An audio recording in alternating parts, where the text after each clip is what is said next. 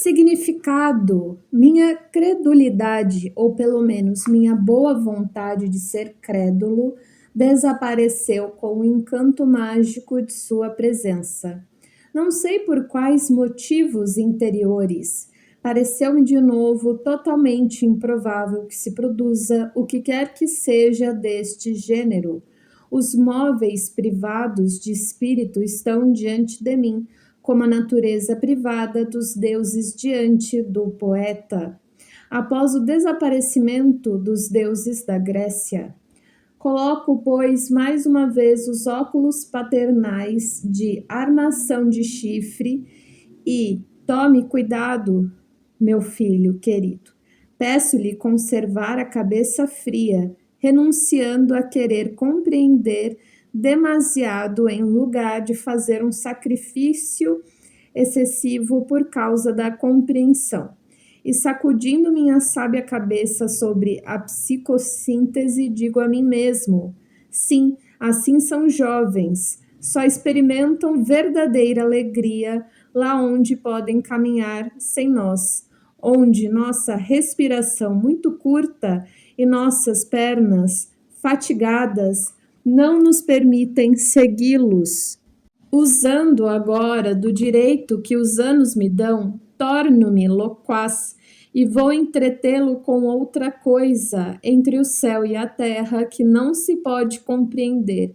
Há alguns anos descobri em mim a convicção de que iria morrer entre 61 e 62 anos, o que na ocasião me pareceu um prazo suficientemente longo. Hoje só faltam 8 anos. Pouco depois parti para a Grécia com o meu irmão e foi para mim extremamente desagradável perceber que o número 61 ou 60, associado a 1 ou 2, voltava com frequência nos objetos numerados, em particular nos veículos. Notava-o conscienciosamente. Muito deprimido, esperava poder respirar no hotel em Atenas, onde nos fora reservado um quarto no primeiro andar. O número 61 não poderia desse modo comparecer, mas obtive assim mesmo o número 31. Com meu espírito fatalista, considerei-o a metade de 61 e 62. E este número mais astucioso e mais rápido mostrou-se a seguir mais tenaz do que o primeiro, desde a volta e até uma época recente. O 31, ao qual 2 se associava de bom grado, conservou-se fiel a mim. Porém, no meu sistema psíquico, possuo também regiões em que sou ávido de conhecer, sem concessões à superstição. Assim, tentei em seguida analisar esta convicção. Eis a análise. Ela remonta a 1899. Nessa época, 2 acontecimentos tiveram lugar simultaneamente. Primeiro, escrevi A Ciência dos Sonhos. Ela é pós-datada, 1900. Segundo, recebi um número de telefone que ainda conservo, 14362. É fácil estabelecer uma relação entre estes 2 fatos. Em 1899, quando escrevia A Ciência dos Sonhos, tinha 43 anos. Daí a pensar que outros números, 61 ou 62, deviam significar o fim da minha vida. Não era difícil. Subitamente manifesta-se um método em todos esses absurdos. A superstição de que eu deveria morrer entre 61 e 62 anos torna-se equivalente à convicção de que, com o livro sobre os sonhos, eu terminara a obra de minha vida. Não tinha necessidade de dizer mais nada e poderia morrer em paz. Você concordará que, de acordo com esta análise, tudo não parecerá tão insensato. Aliás, existe também em tudo isso uma secreta influência de W. Flies. A superstição desencadeou-se no ano em que ele me atacou. Você encontrará aqui uma nova confirmação da natureza especificamente judaica de minha mística. Ademais, inclino-me a dizer que uma aventura como aquela do número 61 deve explicar-se em dois tempos. Primeiramente, pela atenção que se tornará excessiva por causa do inconsciente que vê Helena em cada mulher. E em segundo lugar, pela complacência do acaso, inegavelmente presente, e que desempenha na formação de uma ideia fantasmagórica o mesmo papel que a complacência somática no sistema histérico, ou a complacência verbal no dito espirituoso. Consequentemente, será essa a minha posição em tudo que ouvir ainda a propósito de suas pesquisas sobre o complexo dos fantasmas. Meu interesse será aquele que se pode ter por uma doce ilusão da qual não se partilha. Saudações cordiais a você, sua mulher e seus filhos. Seu Freud. Próxima carta, Viena, 9, Bergassi, 19, 12 de maio de 1911.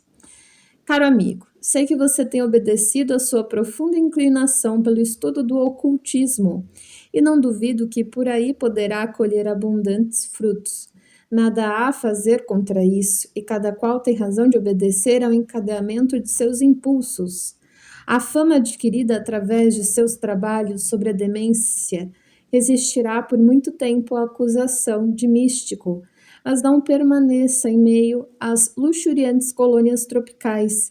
É preciso reinar na própria casa. Cumprimento-o muito cordialmente e espero que também me escreva dentro em breve. Seu fiel amigo, Freud. Próxima carta. Viena, 9, Bergassi, 19, 15 de junho de 1911. Caro amigo, no tocante ao ocultismo, a grande lição das experiências feitas por Ferenczi tornou-me medíocre. Eu me proponho a crer em tudo que de algum modo se torne razoável. Não é esta uma atitude fácil para mim? Você bem o sabe, mas minha híbris, minha presunção foi há muito quebrada. Gostaria imensamente de sabê-lo de acordo com F. No caso de um de vocês tomar a arriscada iniciativa da publicação, imagino que assim será decidido com uma total independência no decurso do trabalho. Saudações cordiais a você e a sua linda família. Seu fiel amigo, Freud. Próximo.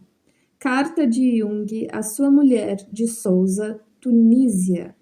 Segunda-feira, 15 de 3 de 1920.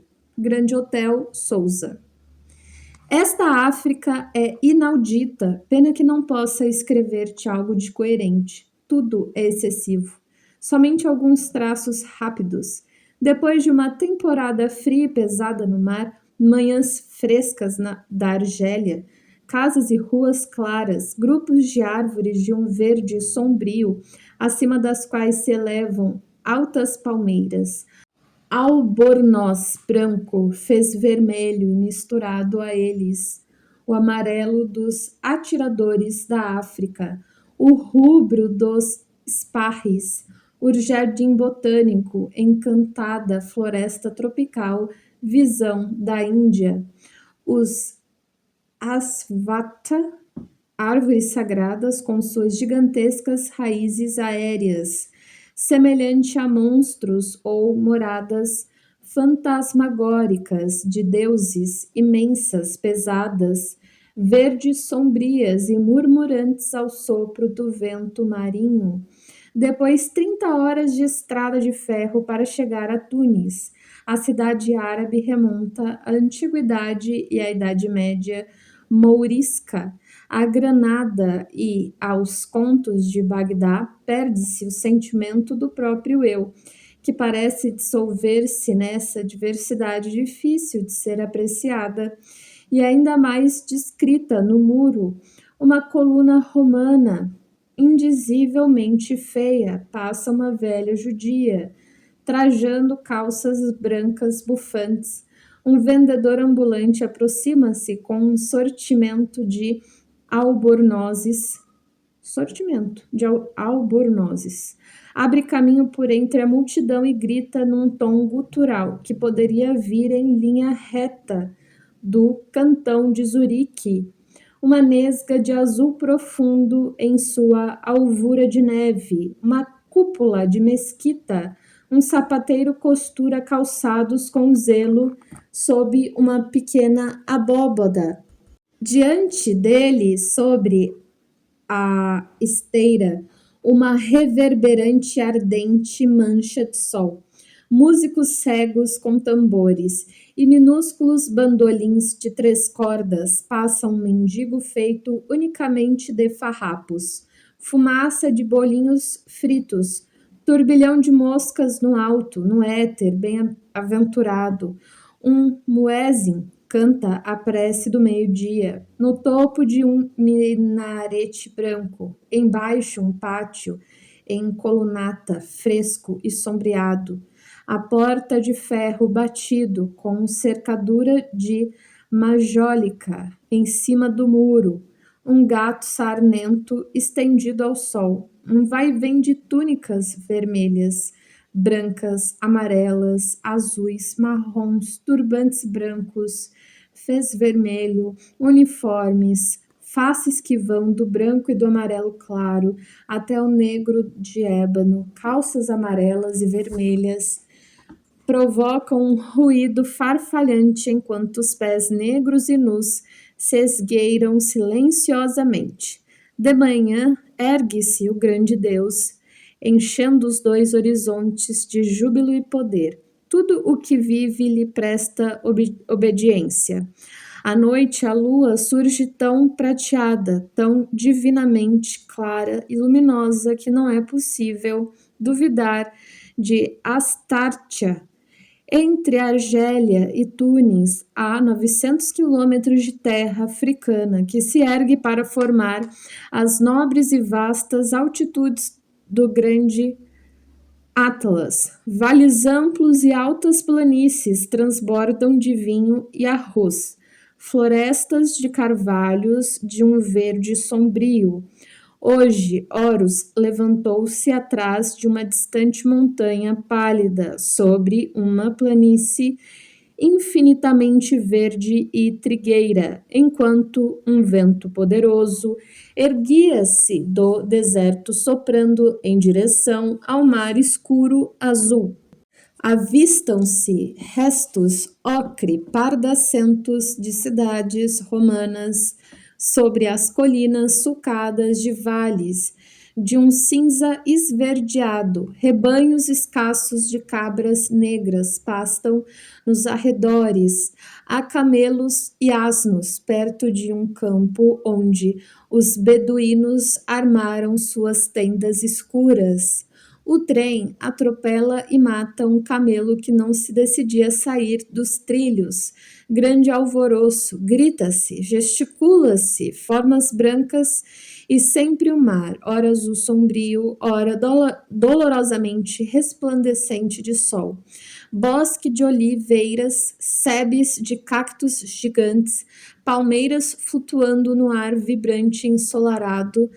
Uma cidade emerge de nevosa brancura, com cúpulas e torres de um branco celeste, magnificamente expostas sobre uma colina. Depois é Sousa, seus muros brancos, suas torres, embaixo o porto e além do mole, o mar azul profundo, no porto ancorado, o veleiro com suas 2 velas latinas, tal como um dia o pintei.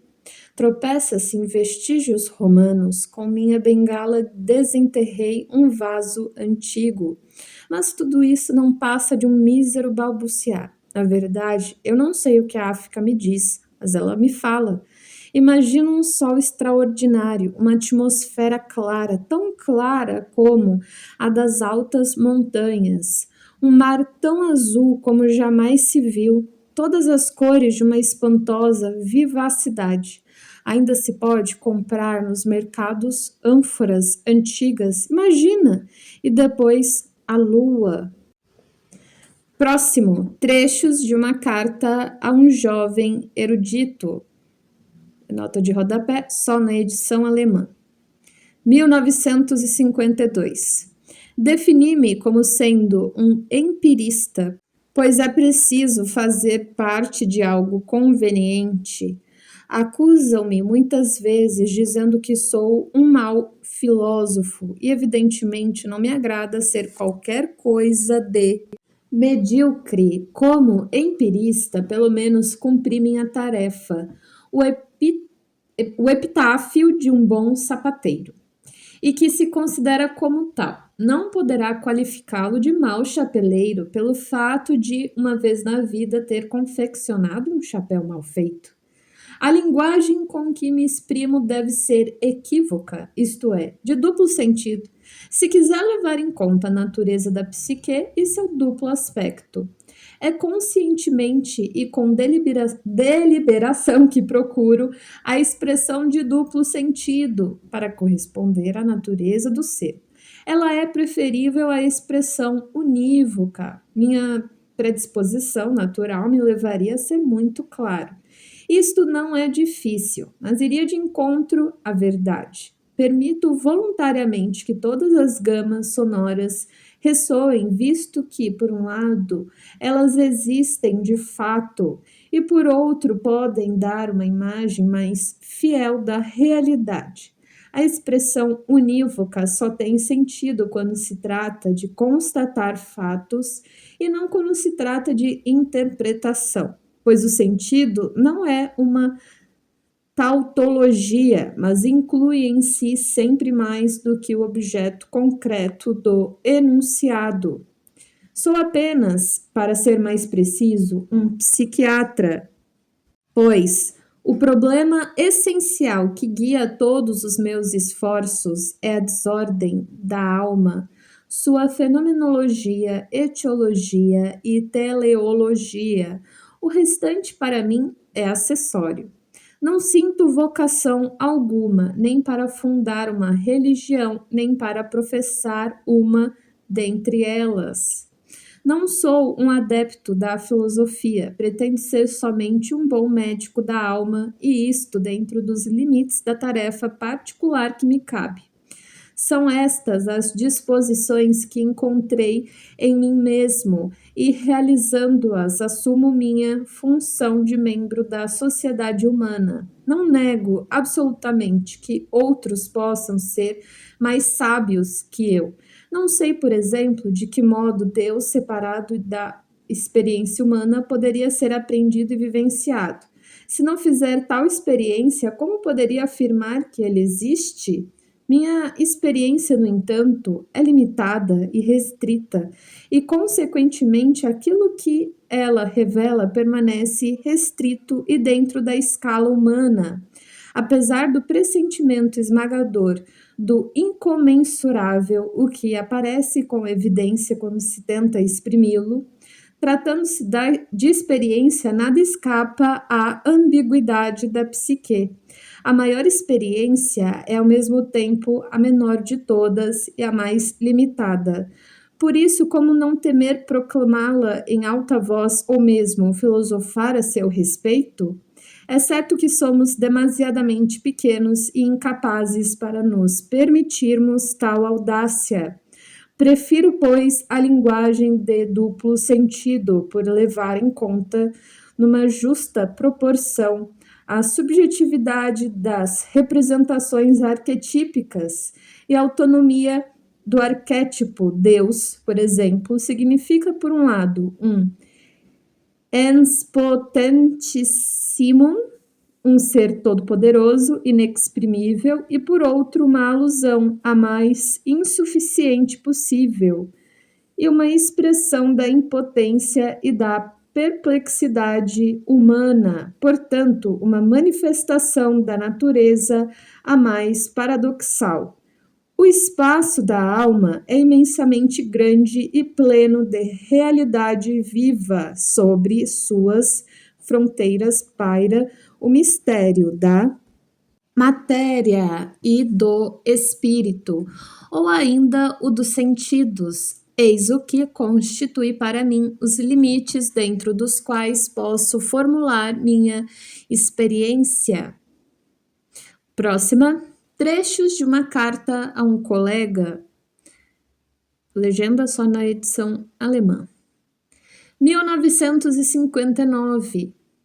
O conceito de ordem na criação não é idêntico ao de sentido. Assim é que um ser organizado, a despeito de sua ordenação em si mesma significativa, não possui necessariamente sentido em relação ao conjunto. Sem a consciência reflexiva do homem, o mundo seria totalmente desprovido de sentido, pois o homem, de acordo com nossa experiência, é o único ser que pode constatar o fato do sentido. Não saberíamos indicar em que consiste o fator construtivo do desenvolvimento biológico.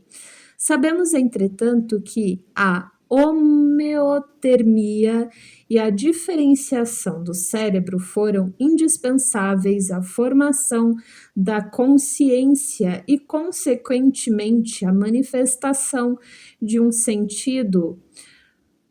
Quantos riscos, quantos acasos os lêmures, habitantes das árvores, não tiveram de superar para chegar ao estado de homem, no curso de uma evolução que se desenvolveu através de milhões de anos. Isto ultrapassa qualquer imaginação. Sem dúvida, através destes casos e destes acasos, fenômenos sincronísticos estavam se processando, e face às leis conhecidas da natureza e com seu apoio, puderam eles realizar em momentos arquetípicos sínteses que nos parecem prodigiosas. Aqui, causalidade e teleologia são insuficientes, visto que os fenômenos sincronísticos se comportam como o acaso. Admitindo-se que a probabilidade das leis naturais não alimenta em nada a suposição de que sínteses superiores poderiam nascer do mero acaso, tal como a psique, por exemplo, necessitamos da hipótese de um sentido latente para explicar não somente os fenômenos sincronísticos, como também as sínteses superiores. Que toda coisa seja portadora de um sentido parece ser, antes de tudo, algo inconsciente, e desse modo só passível de descoberta post hoc, posteriormente. Existe, pois, sempre o risco de se atribuir um sentido ao que não o possui de forma alguma. Necessitamos de experiências sincronísticas para justificar a hipótese de um sentido latente, que seja independente da consciência. Admitindo-se que a abstração feita da consciência reflexiva do homem, uma criação não possui qualquer significado discernível, a hipótese de um sentido latente confere ao homem um significado cosmogônico, uma verdadeira raison d'être. Se, pelo contrário, se atribui ao Criador o sentido latente como plano consciente da criação, coloca-se então a seguinte questão: por que o Criador deveria organizar todo este fenômeno do universo, desde que ele já sabe onde poderia refletir-se e por que deveria ele, ademais, refletir-se se já é consciente de si mesmo? Porque teria ele criado, ao lado de sua onisciência, uma segunda consciência inferior, de certo modo, milhares de pequenos espelhos turvos dos quais ele conhece antecipadamente a imagem que lhe podem ser devolvidas? Todas essas reflexões levaram-me a concluir que não apenas o homem foi criado à imagem de Deus, como também, inversamente, o Criador foi criado à imagem do homem. Ele é semelhante ou igual ao homem, isto é tão inconsciente quanto ele, ou ainda mais, visto que, de acordo com o mito da encarnação, sente-se levado a tornar-se homem e a ele oferecer-se em sacrifício. Próximo, Theodor Flournoy. Durante o período de minha amizade com Freud, encontrei em Theodor Flournoy um amigo paternal. Quando o conheci, já era um homem idoso e infelizmente morreu poucos anos depois. Eu era ainda médico no Burghausen quando li seu livro Des Indes à la Planète Mars, que me impressionou fortemente. Escrevi a Flournoy dizendo que eu gostaria de traduzi-lo para o alemão. Depois de 6 meses, recebi uma carta em que ele se desculpa por não haver podido responder mais cedo à minha proposta. Para meu pesar, ele já havia designado outro tradutor. Pouco depois, fui ver Flournoy em Genova. Visitava-o às vezes, conversando com ele, e pouco a pouco eu tomava consciência dos limites do pensamento freudiano. Para mim, era importante saber o que ele pensava de Freud.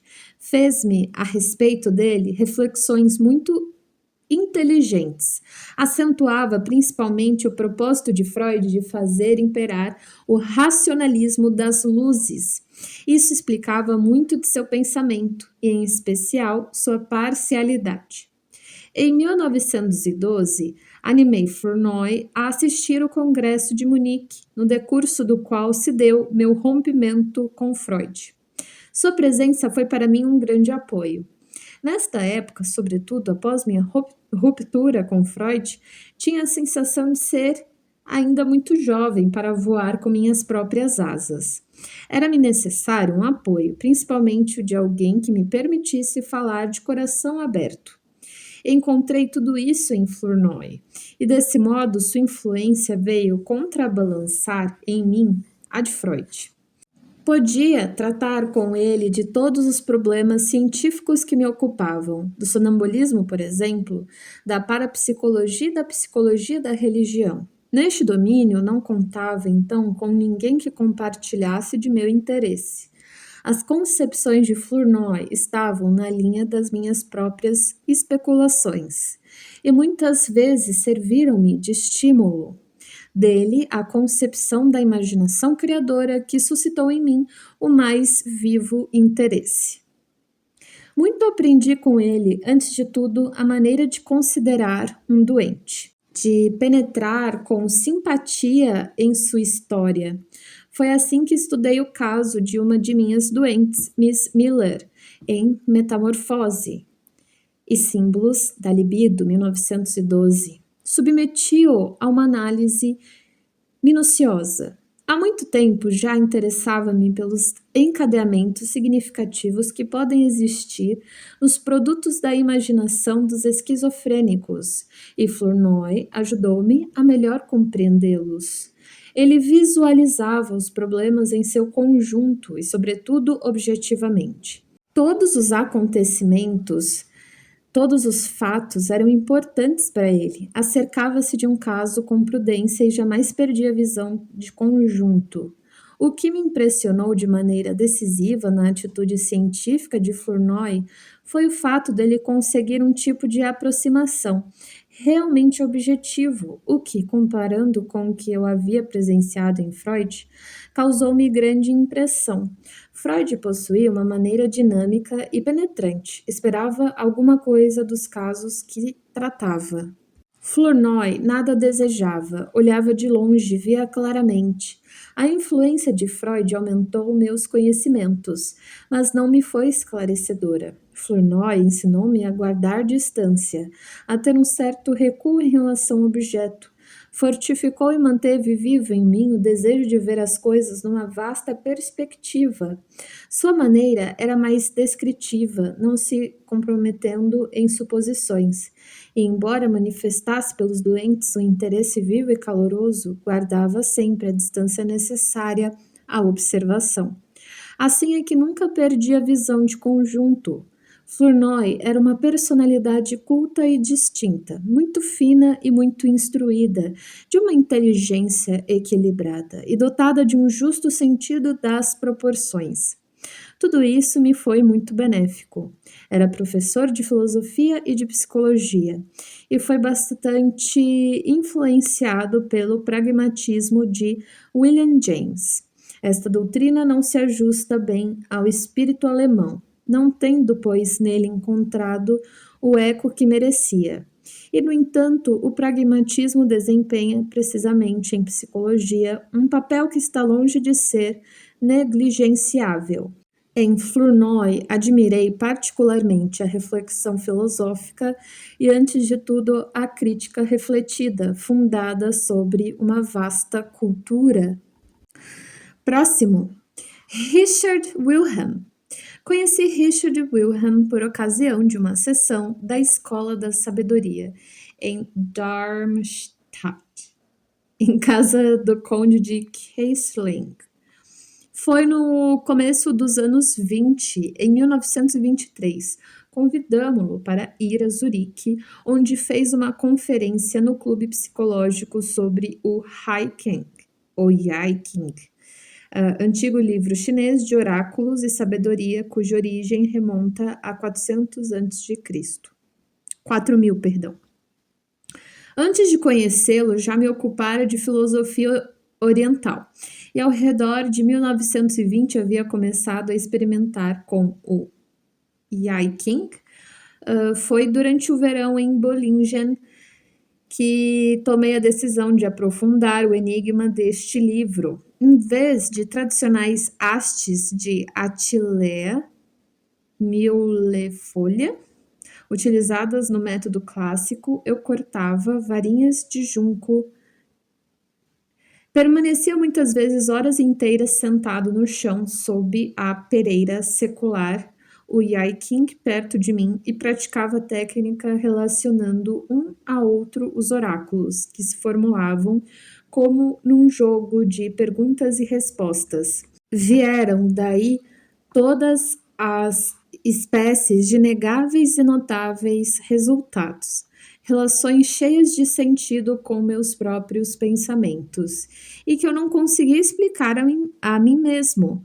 A única intervenção subjetiva nesta experiência reside no fato de que o experimentador reparte arbitrariamente, isto é, sem contá-los de um só golpe, o feixe das 49 hastes.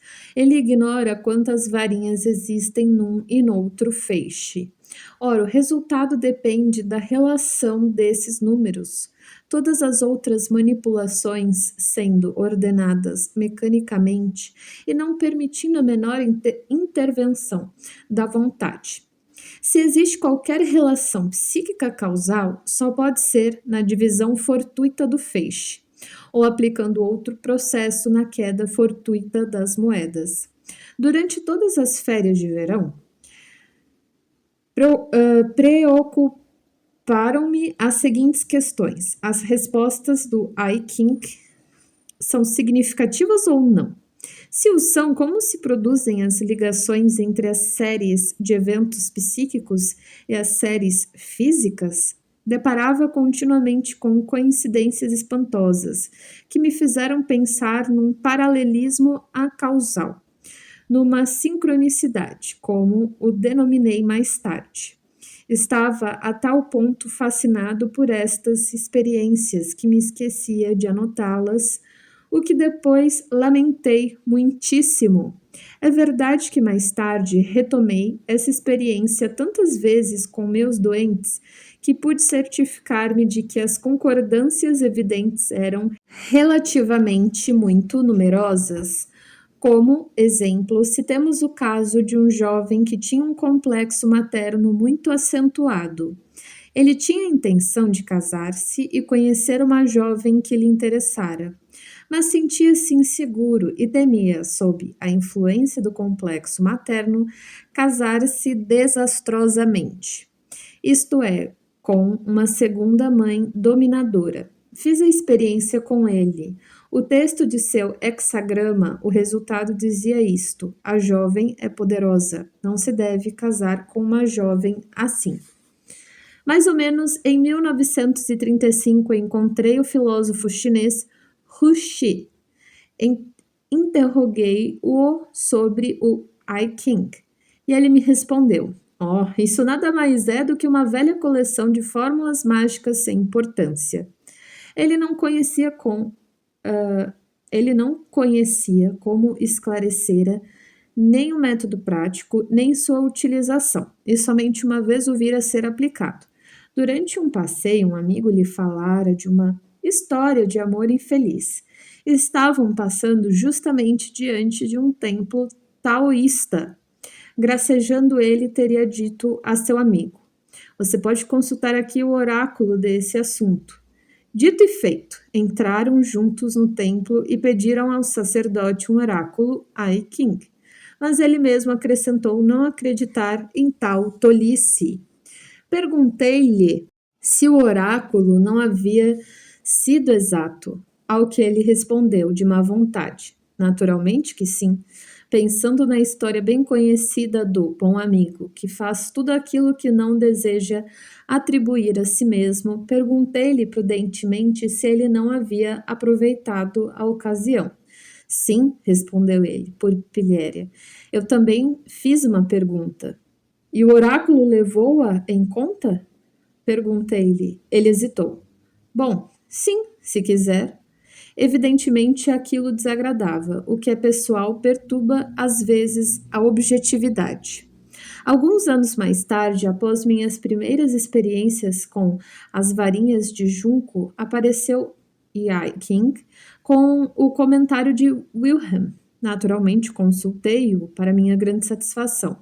Constatei que ele estabelecia relações de sentido do mesmo modo que eu as imaginara. Mas Wilhelm conhecia toda a literatura e podia, portanto, preencher as lacunas que ainda me perturbavam. Quando veio a Zurique, tive a ocasião de conversar frequentemente com ele e falamos muito de filosofia e religião chinesas. O que me comunicou, colhido na riqueza de seus conhecimentos sobre o espírito chinês, esclareceu, de certa maneira, alguns dos problemas mais difíceis que o inconsciente europeu então me propunha. Por outro lado, o que lhe apontei sobre os resultados de minhas pesquisas a respeito do inconsciente deixou-o mergulhado no mais profundo espanto. Ele reconhecia o que, até então, havia considerado como algo privativo da tradição filosófica chinesa. Em sua mocidade, Wilhelm partira para a China a serviço da missão cristã, e lá se abriu para ele o mundo da espiritualidade oriental. Wilhelm era uma personalidade verdadeiramente religiosa, de visão clara e aberta. Era capaz, sem preconceito algum, de ouvir a revelação de um espírito estrangeiro e de realizar o milagre da Einfühlung, da penetração intuitiva que lhe possibilitava tornar os tesouros espirituais da China acessíveis à Europa. Ele estava vivamente impressionado pela civilização chinesa. Confessou-me certa vez, abre aspas, dá-me uma grande satisfação nunca haver batizado um chinês. Fecha aspas. Apesar de sua filiação cristã, não podia deixar de reconhecer a lógica profunda e a clareza do espírito chinês. Havia sido não só profundamente influenciado por ele, como também, de certo modo, subjugado e assimilado. O mundo do pensamento cristão passara a um segundo plano, embora não desaparecesse completamente.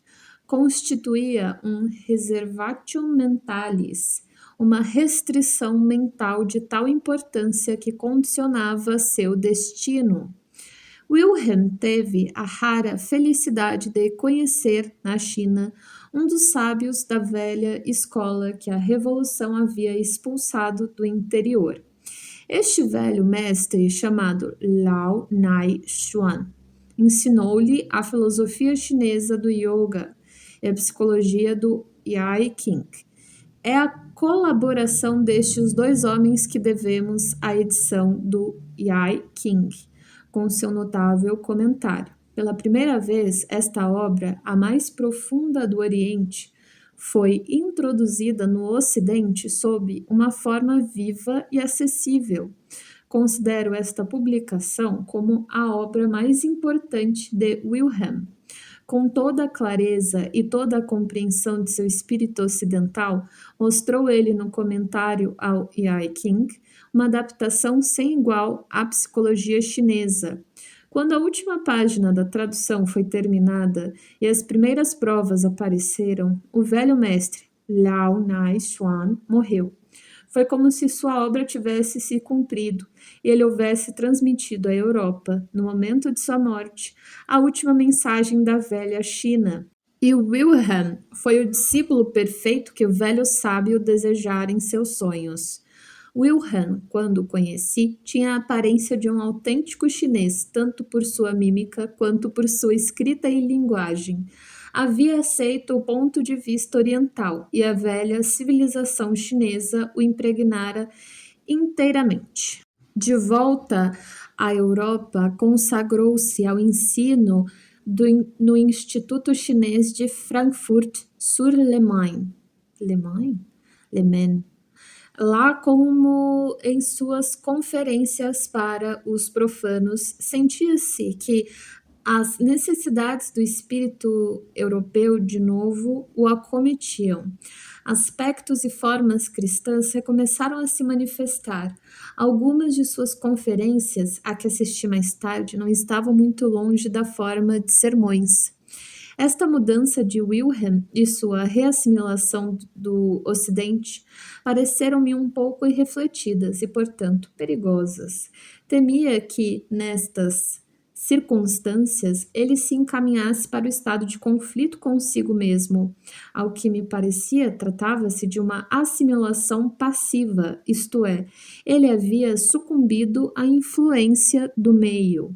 Havia, pois, o risco de um conflito relativamente inconsciente. Deu um choque nele entre a alma ocidental e a alma oriental. Se, como eu supunha, a atitude cristã se dobrara originariamente ante a influência chinesa, o contrário poderia ocorrer. A esfera europeia poderia prevalecer de novo sobre a do Oriente, ocorrendo um processo desse tipo sem que haja uma confrontação consciente profunda. Há o risco de um conflito inconsciente que pode também afetar gravemente a saúde do corpo. Depois de ouvir as conferências de Wilhelm, tentei chamar sua atenção para o perigo que o ameaçava. Disse-lhe textualmente, abre aspas, Caro Wilhelm, peço-lhe não se aborrecer comigo, mas tenho a sensação de que o Ocidente o recupera de novo e que você poderá faltar à sua tarefa de tornar o Oriente compreensível ao Ocidente. Fecha aspas. Ele me respondeu, abre aspas, creio que você tem razão. Aqui qualquer coisa me subjuga, mas o que fazer? Fecha aspas. Alguns anos mais tarde, na época em que Wilhelm foi meu hóspede, teve uma recaída de desinteria amebiana oriental, que havia contraído mais ou menos 20 anos antes. A moléstia agravou-se nos meses seguintes e soube que ele fora hospitalizado. Fui visitá-lo em Frankfurt e encontrei-o muito mal. Os médicos, no entanto, não haviam perdido toda a esperança, e Wilhelm mesmo falava de projetos que realizaria quando estivesse melhor. Eu também o esperava, mas tinha as minhas dúvidas. O que ele me confiou nessa época veio confirmar minhas suposições. Em seus sonhos, via-se de novo nas planaturas sem fim das desoladas estepes asiáticas, nesta China que ele havia abandonado, colhido de novo pelo problema que a China lhe propusera e para o qual o Ocidente recusara uma resposta. Ele tinha evidentemente consciência deste problema, mas não pudera encontrar qualquer solução. A moléstia prolongou-se por muitos meses. Algumas semanas antes de sua morte, quando há muito já não tinha notícias suas, tive na hora de dormir uma visão que me manteve acordado. Ao lado de minha cama, um chinês em traje azul escuro conservava os braços cruzados dentro das mangas. Inclinou-se profundamente diante de mim, como se quisesse transmitir-me uma mensagem. Eu sabia do que se tratava. Esta visão foi notável pela extraordinária nitidez.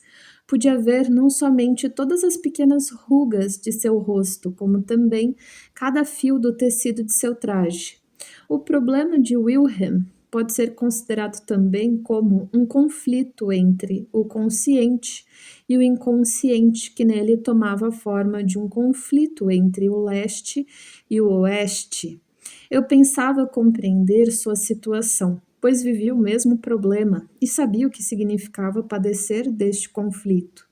Wilhelm não se manifestou abertamente sobre o assunto comigo, mesmo por ocasião de nosso último encontro.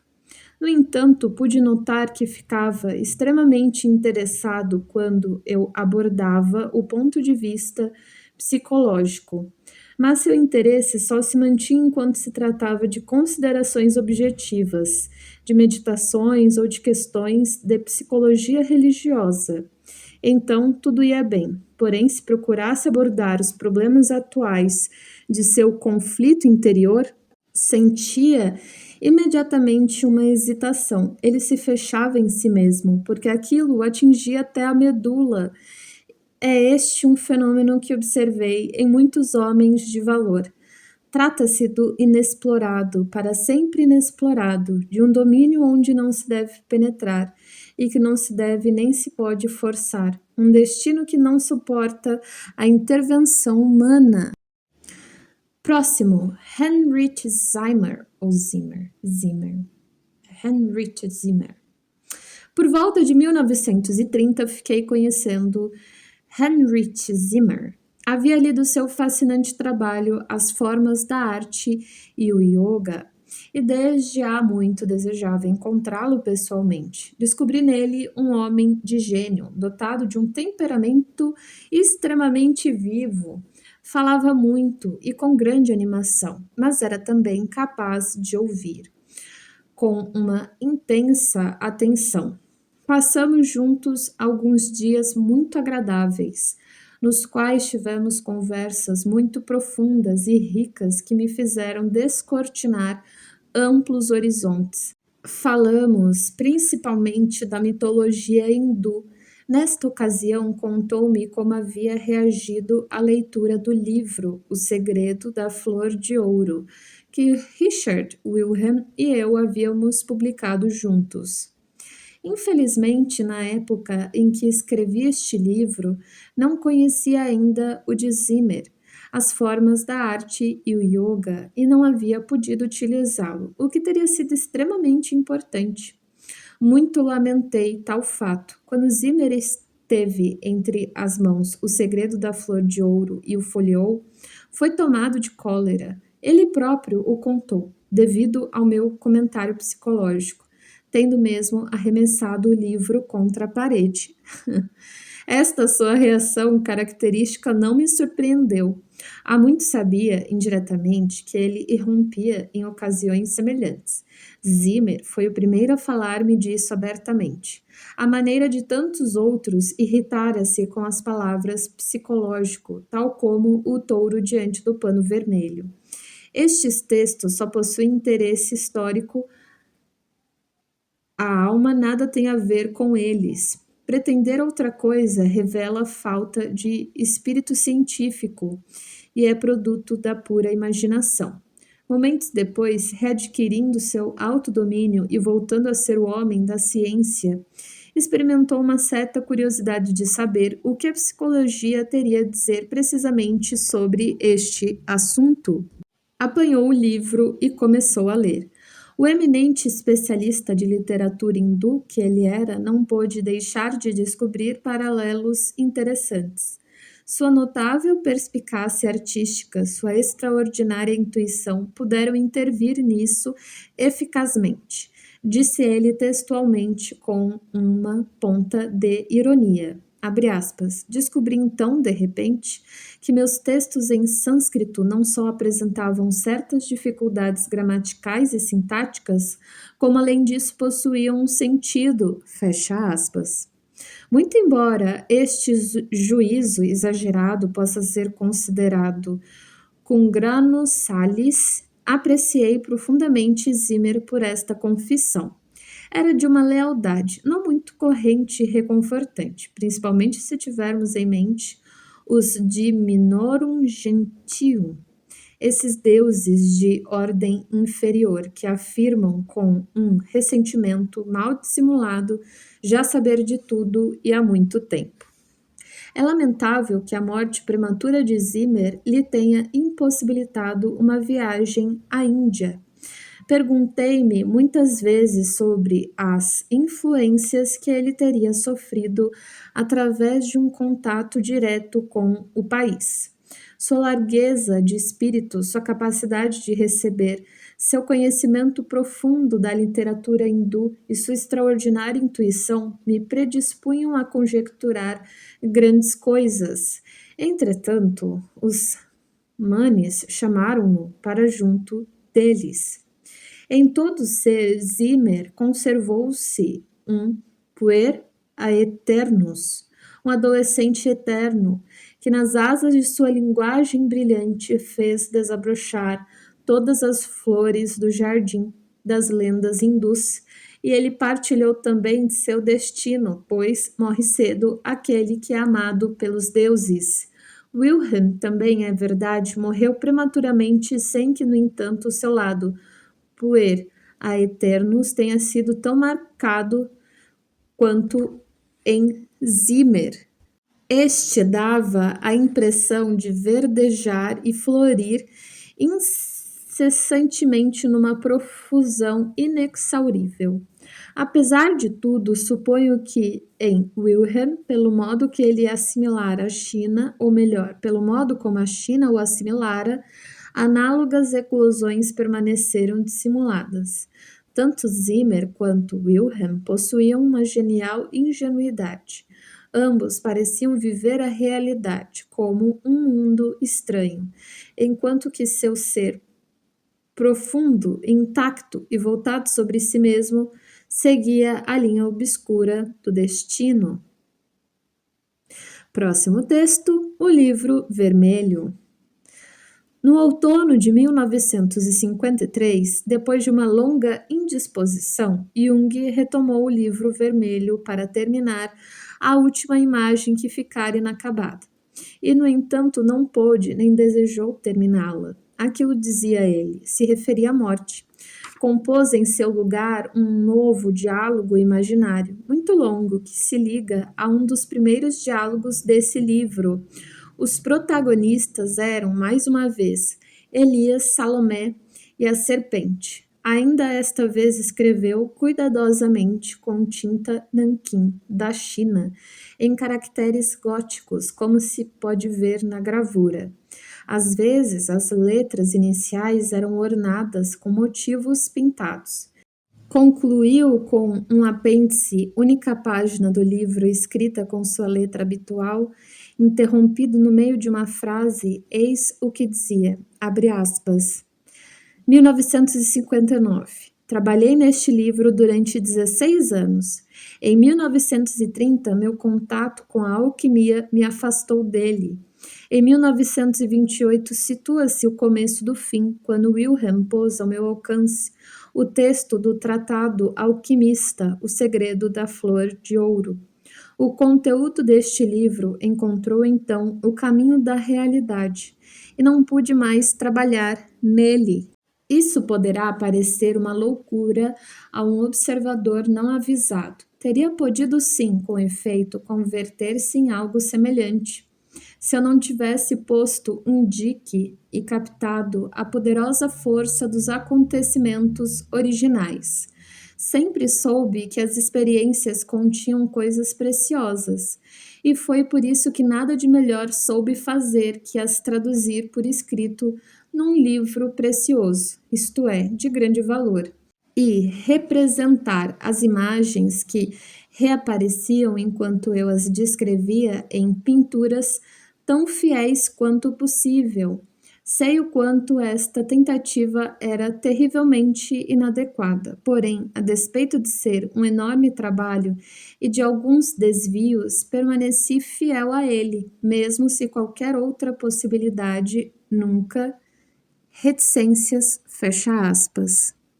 Próximo, Septem Sermones ad Mortuos, 1916. Jung autorizou a publicação de Septem Sermones ad Mortuos, 7 sermões aos mortos, em caráter particular, sob a forma de folheto, para distribuir às pessoas amigas. Nunca foi posto à venda nas livrarias. Mais tarde, qualificou-o de pecado de juventude, arrependendo-se de tê-lo divulgado. A linguagem lembra o estilo do Livro Vermelho, mas ao contrário dos intermináveis diálogos com os alter egos do Livro Vermelho, os 7 sermões formam um todo autônomo, transmitem a impressão, se bem que fragmentária, do que Jung passou entre os anos de 1913 a 1917 e do que viria a criar. Nele se encontram sugestões ou antecipações de ideias que seriam desenvolvidas subsequentemente em teses científicas, sobretudo as referentes à natureza polarística da psique, da vida em geral e de todos os postulados psicológicos. Jung sentiu-se atraído pelo raciocínio por paradoxos que é típico do gnosticismo. Por isso se identifica aqui com o escritor Basílides, gnóstico do início do segundo século da era cristã, e até recorre à terminologia usada por ele, chamando Deus, por exemplo, de Abraxas. Tudo obedece a um plano de deliberada mistificação. Jung consentiu na inclusão dos 7 sermões em suas memórias após certa hesitação e apenas pelo amor à honestidade. Jamais revelou a chave do anagrama no fim do último sermão. Próximo. Os 7 sermões aos mortos, escritos por Basílides, em Alexandria, a cidade onde o Oriente encontra o Ocidente. Primeiro sermão. Os mortos voltaram de Jerusalém, onde não encontraram o que procuravam, pediram-me guarida e imploraram que lhes falasse. Assim comecei a ensinar. Prestai atenção, começo pelo nada. O nada equivale à plenitude. No infinito, o pleno não é melhor que o vácuo. O nada é, ao mesmo tempo, vácuo e plenitude. Dele se pode dizer tudo o que quiser, por exemplo, que é branco ou preto, ou então que existe ou não existe. Uma coisa infinita e eterna não possui qualidades, pois tem todas as qualidades. A esse nada ou plenitude dá-se o nome de pleroma. Nesse particular cessam o pensar e o ser, já que o eterno e infinito não possui qualidades. Nele, nenhum ser é, porque senão se diferenciaria do pleroma e possuiria qualidades que o distinguiriam como algo inconfundível. No pleroma, não existe nada e tudo existe. É absolutamente inútil pensar no pleroma, pois redundaria em autodissolução. A criatura não está no pleroma, mas em si mesma. O pleroma é simultaneamente o começo e o fim dos seres criados. impregna-os como a luz impregna o ar em todo lugar. Apesar de impregnado por completo, nenhum ser criado retém parte do pleroma, assim como o corpo inteiramente translúcido não se torna claro nem escuro com a luz que o impregna. Somos, porém, o próprio pleroma, pois integramos o eterno e infinito, mas não retemos nenhuma parte sua, por estarmos infinitamente afastados, não em forma espiritual ou temporal, e sim essencial, pois nos diferenciamos dele por nossa essência de criatura, confinada no tempo e no espaço. No entanto, por dele fazermos parte, o pleroma também está em nós. Até mesmo no seu grau mais ínfimo, não tem fim, é eterno e inteiro, pois pequeno e grande são qualidades nele contidas.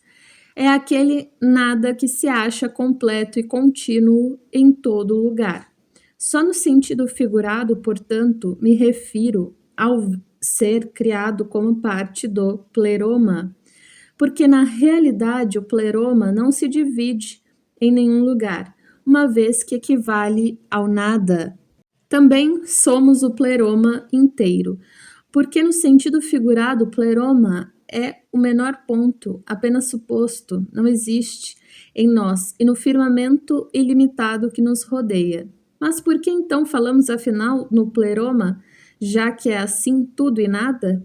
Falo nele para partir de algum começo e também para tirar-vos a ilusão de que em algum lugar, seja fora ou seja dentro, existe algo determinado ou, de qualquer forma, estabelecido desde o início. Toda coisa que se diz determinada e certa é apenas relativa. Só é determinado e certo o que for possível de ser modificado. O que é modificável, porém, é a criatura. Por conseguinte, é a única coisa que está determinada e certa, porque tem qualidades, inclusive é a própria qualidade. Impõe-se a pergunta: como se originou a criatura? Os seres criados perecem, a criatura não, pois o ser criado é a própria qualidade do pleroma, tanto quanto a não criação, que equivale à morte eterna. Em todos os tempos e lugares existe a criação. Em todos os tempos e lugares existe a morte. O pleroma, tudo possui individualidade e não individualidade. A individualidade equivale à criatura, é única, constitui a essência da criatura e, portanto, a diferencia. Por conseguinte, o homem discrimina porque a individualidade faz parte de sua natureza. Daí também porque se distinguem no pleroma qualidades que não existem.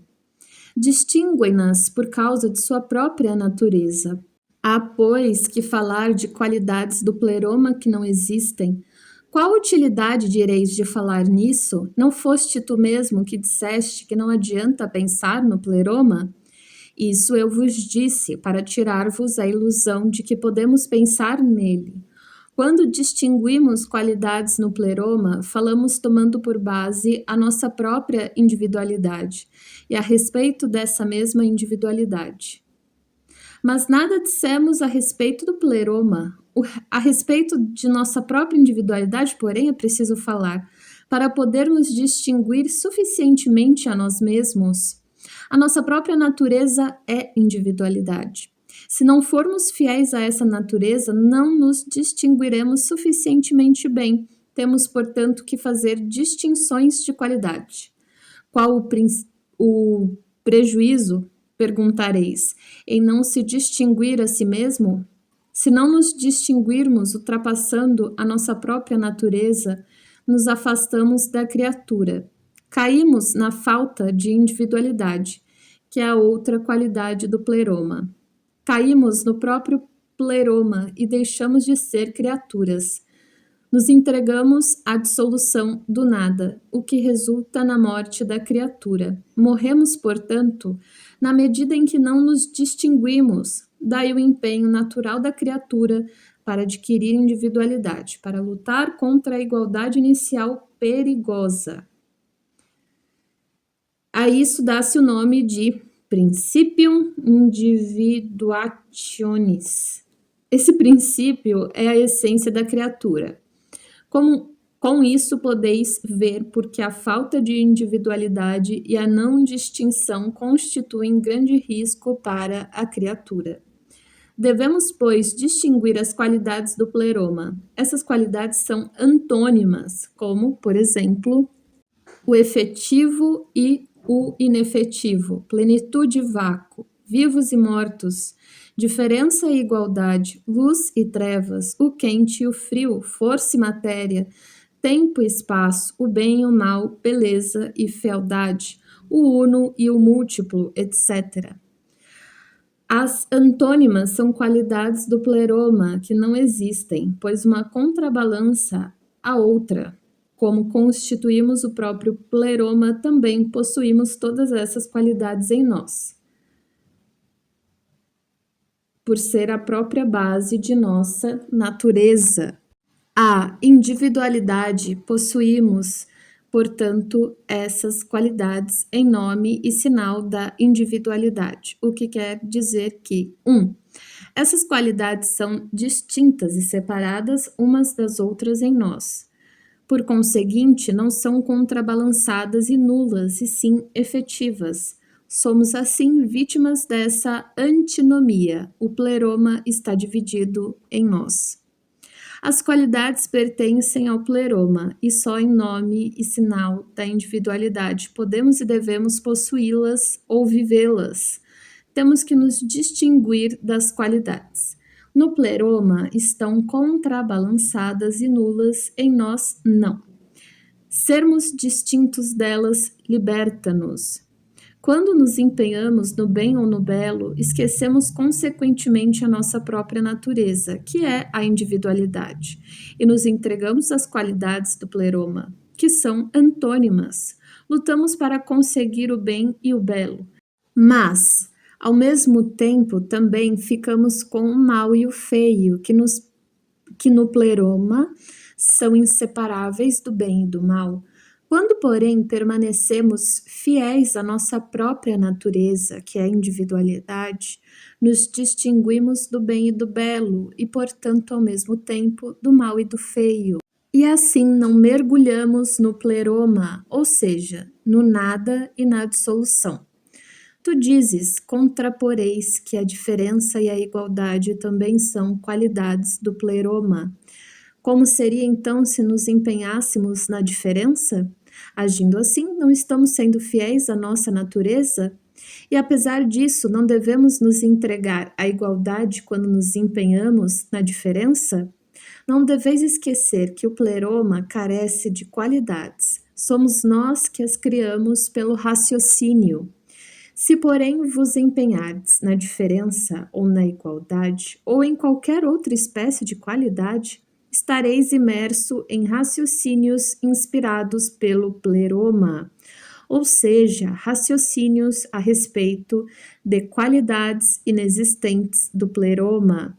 Na proporção em que vos lançardes a esses raciocínios, tornareis a cair no pleroma, atingindo ao mesmo tempo a diferença e a igualdade. Não é o vosso raciocínio, e sim o vosso ser que constitui a individualidade. Por conseguinte, ao contrário do que supondes, não é na diferença que deveis vos empenhar, mas no vosso próprio ser. No fundo, pois, existe apenas um empenho, ou seja, o empenho no vosso próprio ser. Se tiverdes esse empenho, não precisareis saber nada a respeito do pleroma e suas qualidades, e ainda assim atingireis a meta almejada em virtude de vosso próprio ser. Como, porém, o raciocínio se aparta do ser, devo ensinar-vos esse conhecimento por meio do qual podereis refrear vossos pensamentos. Próximo segundo sermão. No meio da noite, os mortos, parados em pé contra a parede, brandaram. Queremos ver Deus! Onde está? Morreu? Deus não morreu. Agora, como sempre vive, Deus é criatura, coisa definida e, portanto, distinta do pleroma. Deus é qualidade do pleroma. E tudo o que eu disse da criatura também se aplica a ele. Distingue-se, porém, dos seres criados no sentido de que é mais indefinido e indeterminável do que eles, é menos diferenciável que os seres criados, pois a base de sua existência é a plenitude efetiva. Só na medida em que for definido e distinto é criatura, e na mesma proporção é manifestação da plenitude efetiva do pleroma.